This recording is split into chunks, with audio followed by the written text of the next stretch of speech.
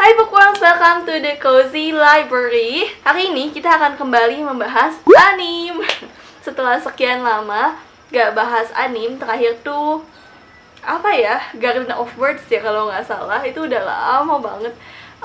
Jadi hari ini aku mau bahas anime favorit aku dari Studio Ghibli. Itu studio favorit aku yang ceritanya walaupun buat beberapa orang tuh cringe banget, tapi aku selalu suka gitu. Seriously, kalau kamu penggemar anime dan belum nonton Studio Ghibli, it's like, where have you been all this time? Okay, without further ado, let's get to the video. Tapi sebelum itu, buat kamu yang belum subscribe dulu dong di bawah dan klik lonceng notification-nya biar kamu bisa dapat notifikasi tiap aku update hari Rabu dan hari Jumat. Juga buat kamu yang mau join grup Discord tentang buku, literasi, kadang kita ngomongin anime juga, nonton bareng dan sebagainya, klik the link down below dan ayo kita berteman. Okay, that's it and let's go!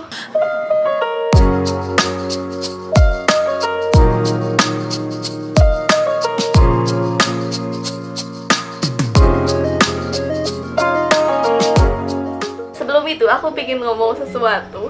Jadi waktu kemarin sekitar beberapa minggu lalu itu ada yang DM aku, Kak, kalungnya mirip sama Mitsuha. Dia lihat di video aku yang Kimi no Na wa atau Tenkinoko. Beli di mana sih gitu yang ini. Terus aku langsung kayak, hah, iya gitu? Dan aku langsung look at it dan oh iya, bener juga. Mirip ternyata, padahal aku pakai kalung ini tuh bukan gara-gara Kimi no Na wa atau Bettering with You, tapi beneran ini pure dibeliin.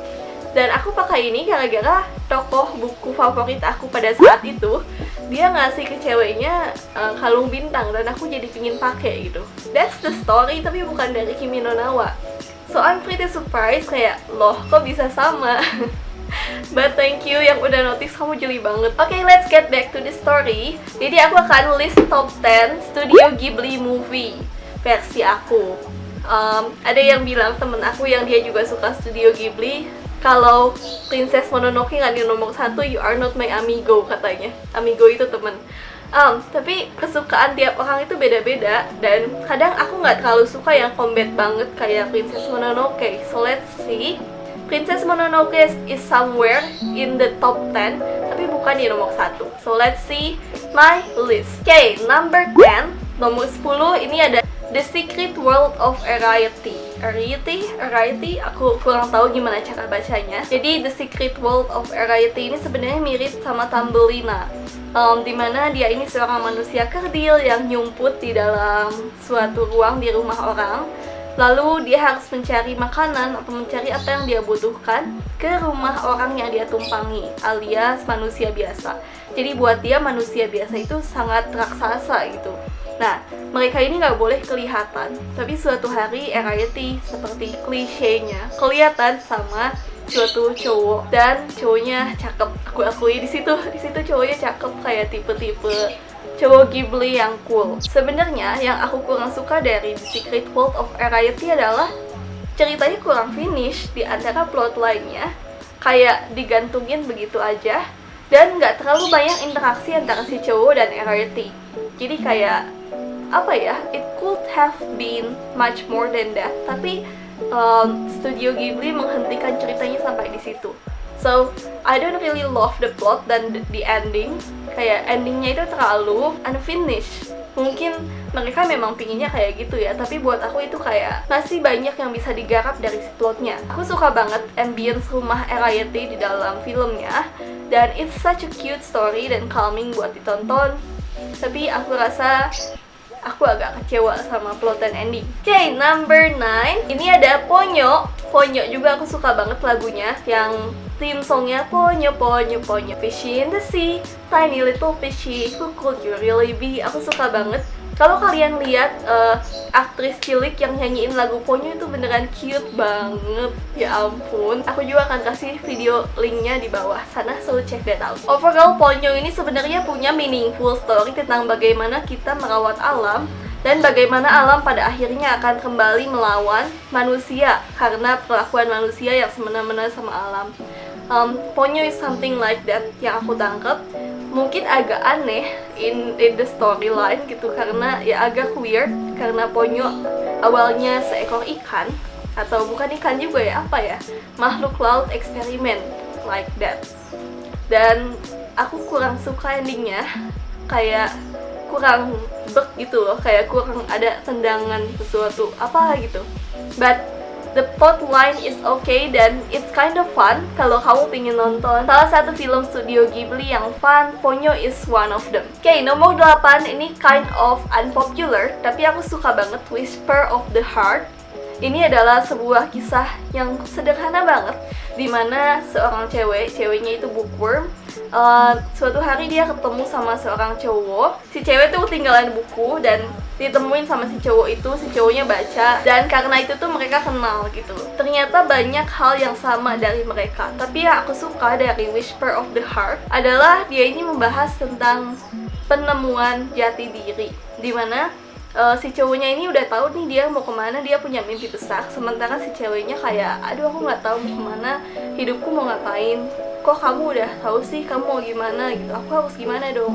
Aku suka banget emosinya di situ, dan mungkin gara-gara aku pun waktu itu lagi ada di posisi yang seperti itu kayak si ceweknya, jadi kayak itu ngena banget buat aku. Dan tentu aja the vibes of how bookworms fall in love itu beneran aku suka banget di situnya, karena aku sangat relate banget dengan dunia buku gitu loh. Oke, number 7 ini ada Kiki's Delivery Service. Sebenarnya aku suka kesederhanaan dan keuuan dari film Kiki Delivery Service, dan ada kisah-kisah tentang witch-nya. Jadi kayak aku ini seseorang yang sangat suka Harry Potter, so being in a witch anime world, it feels so familiar. Jadi aku suka Kiki's Delivery Service. I totally love the song, lagu background Kiki. Kalian cari deh nanti, atau aku kasih link di bawah. Itu lovable banget. Aku suka banget. Lagu Kiki's Delivery Service itu salah satu yang paling aku suka dari semua lagu Ghibli yang lain. The plot is a-okay, tapi rasanya terlalu datar. Jadi waktu pertama kali nonton, somewhere in the movie aku ketiduran. Karena rasanya plotnya tuh kayak terus gitu, kayak udah terus oke, tapi it's a-okay sih, lumayan. Tapi menurut aku plotnya itu terlalu damai dan datar. Oke, number 6 ini juga unpopular opinion, My Neighbor the Yamadas. Jadi dulu aku nonton My Neighbors the Yamadas ini karena salah satu dosen aku, Pak Andre, nyuruh kami buat nonton My Neighbors the Yamadas dan jawab beberapa pertanyaan tentang film itu. Jadi waktu itu ada kelas kuliahnya Eastern Art Review, jadi membahas tentang seni-seni di Asia. Dan memang di studio Ghibli seni Asianya kan banyak banget sebenarnya diselipin di situ ya.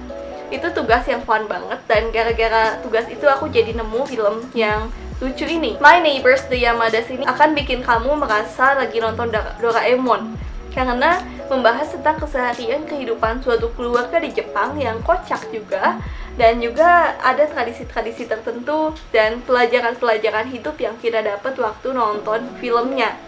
Yang aku suka, si style artnya itu beneran kayak dilukis, jadi dia nggak terlalu animation yang detail banget, tapi tetap artnya itu ngena banget. Dan yang aku suka juga di dalam filmnya ini ada metafora tentang kehidupan yang diselipkan di situ. Kayak yang salah satu scene yang aku inget dan aku suka adalah waktu pernikahan mamanya dan papanya. Di situ ada si neneknya yang lagi khotbah gitu, dan waktu si neneknya lagi pidato, pidatonya itu diperlihatkan dengan suatu animasi metafora gitu, dimana mereka mengarungi arus kehidupan gitu bareng-bareng sampai tiba-tiba mereka harus settle di satu tempat, punya anak. Lalu si neneknya itu bilang, hati-hati sama lautan yang tenang, karena mungkin di situ ada bahaya yang nggak kamu sadari. Itu beneran metaforanya beneran jelek banget, ngena banget, dan sederhana, khas orang zaman dulu. Kalau kamu lagi senggang, cobain deh nonton My Neighbors the Yamadas. Ini beneran ringan dan beneran worth it banget buat ditonton. Number 5 finally, Princess Mononoke. Jadi, kenapa aku nggak tempatin ini di nomor 1 despite its popularity, and I know it's great, it's really great. Tapi aku rasa aku nggak terlalu suka film yang terlalu combat gitu loh. Memang aku akui dunianya bagus banget di situ, Beneran penggambaran dunianya dan makhluk-makhluknya itu wow. I love the main character. Jadi main karakternya ini beneran cewek yang badass, Princess Mononoke-nya. Dan aku suka plotline-nya yang menceritakan kalau manusia versus alam lagi-lagi. Biasanya itu jadi tema dari studio Ghibli sih, manusia versus alam. Oke, number 4 ada Howl's Moving Castle. Yang aku suka dari Howl's Moving Castle, mungkin yang kalian juga suka, adalah Howl-nya ganteng banget. Dan bagaimana romance di antara Howl dan Sophie itu lucu banget, dan bikin kita tuh pingin lihat lebih banyak dari mereka. Karena kalau kalian udah nonton, endingnya sedikit digantungin. Dan aku suka the magic in it, itu beneran lucu gitu. Gimana di satu rumah, tapi luarnya bisa berpindah-pindah, itu lucu banget ya ampun.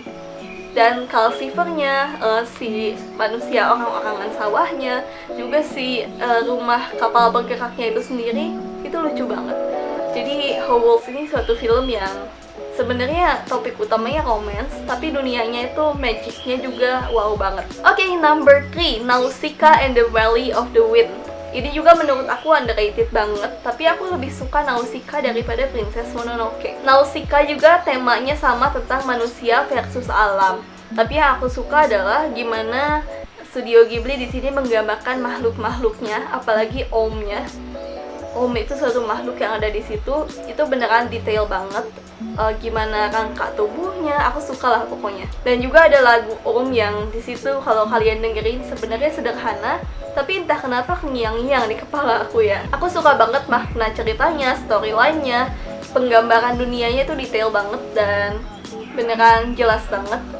Agak menakutkan, tapi mungkin itu yang jadi poin kalau gimana kita nggak merawat bumi akan jadi seperti itu di masa depan, like that. Okay, my number 2 is maybe everyone else number 1, Spirited Away. Ini beneran film Ghibli nomor 1. Soalnya kalau kamu tanya ke orang lain, film Ghibli apa yang udah kamu tonton, biasanya orang lain akan jawab Spirited Away. Tapi kalau Spirited Away di nomor 2, apa sih nomor satunya? Oke, itu lihat nanti ya. Aku suka Spirited Away gara-gara tokoh-tokohnya, great characters. Yang paling aku suka justru adalah Kaonashi, si hantu yang mukanya putih itu. Dia lucu banget. Dan Spirited Away ini punya vibes yang menakutkan, dan menakutkannya itu dapet banget menurut aku, gak gagal gitu. Mengingat ini film buat anak kecil, kalau anak kecil nonton mungkin akan takut di salah satu sisi filmnya, but really it's a great movie, you should watch it. Aku gak bisa spoiler plotnya, kalian harus nonton sendiri. Beneran, ini punya plot yang bikin kita greget, sekali lagi digantungin, tapi beneran bagus dan worth it buat ditonton. Okay, number 1, jeng jeng jeng, My Neighbor Totoro. Jadi kenapa aku memilih My Neighbor Totoro jadi number 1? Karena aku suka lagunya, ini film yang sangat light buat ditonton. Totoro-nya sangat lucu, aku suka banget film ini. Tapi tetap punya makna-makna yang deep tentang alam sekali lagi. Gimana orang Jepang itu punya kepercayaan bahwa mereka tuh harus hidup berdampingan dengan alam. Dan Totoro ini jadi salah satu contohnya. Memang sih plotnya nggak sebegitu deep kayak yang lain, tapi beneran aku suka banget sama My Neighbor Totoro. Ini jadi film yang aku bakal tonton berulang-ulang kalau aku lagi bosen gitu loh. Oke, that's it, top 10 Ghibli versi aku. Gimana nih kalau kamu? Gimana top 10 Ghibli versi kamu? Dan apakah kamu setuju sama top 10 Ghibli versi aku? Tulis di kolom komen di bawah dan mari kita diskusikan. Oke, thank you for watching, happy reading, and bye-bye!